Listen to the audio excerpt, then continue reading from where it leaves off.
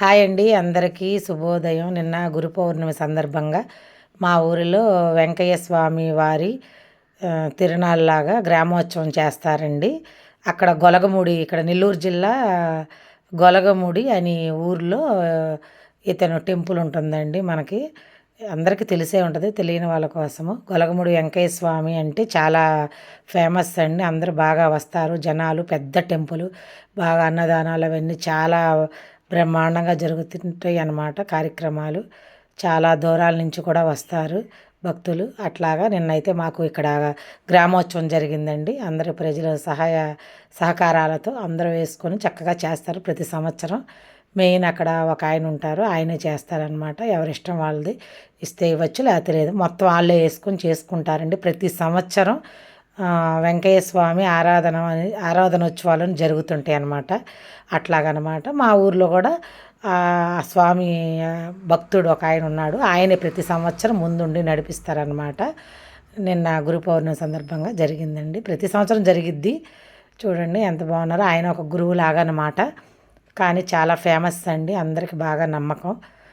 మేము కూడా ఇంక అందరం అట్లా అయితే టెంకాయలన్నీ ఇచ్చుకొని పూజా కార్యక్రమాలు చేసుకున్నాం. అప్పుడు తెల్లవారిపోయిందండి. నైట్ అంతా తిరుగుద్ది అనమాట ఊరు మొత్తం తిరిగిద్ది. మా ఇంటి దగ్గరికి వచ్చేసరికి 4 అయిందండి. తెల్లవారుజామున 4 అనమాట. అప్పుడు ఇంకా ఆయన తీర్థ ప్రసాదాలు తీసుకొని టెంకాయ కొట్టిచ్చేసుకున్నామన్నమాట.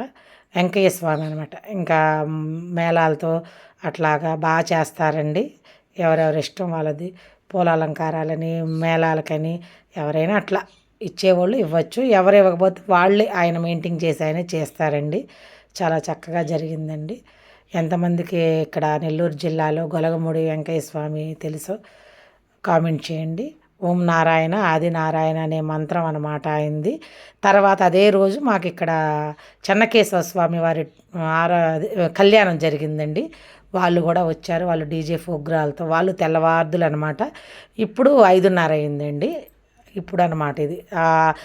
వెంకయ్య స్వామి వెళ్ళిపోయిన వెంటనే చెన్నకేశవ స్వామి వారు ఆయన ఇద్దరు దంపతులతో గ్రామోత్సవం వచ్చిందండి. మేము టెంకాయని ఇచ్చి పసుపు కుంకుమ ఇచ్చి టెంకాయ కొట్టుకున్నాం. అట్లాగా వాళ్ళు చాలా సరదాగా సందడిగా డీజే కార్యక్రమాలు అలా బాగా చేసుకున్నారు. చాలా బాగున్నారండి స్వామివారు. చూడండి బాగా చేశారు. పూల అలంకారం కూడా వీళ్ళు కూడా సంవత్సరానికి ఒకసారి చేసుకుంటారు.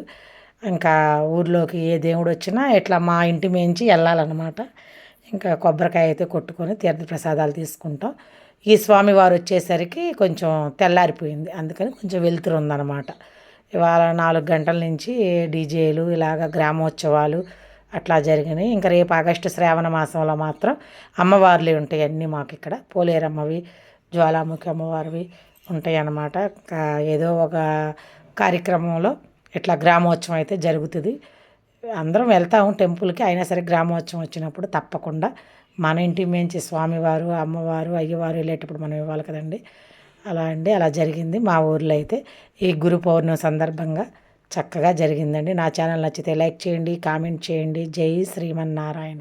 ఓకే ఫ్రెండ్స్, మంచి మనసుతో కామెంట్ చేయండి. సర్వేజన సుఖినో భవంతు.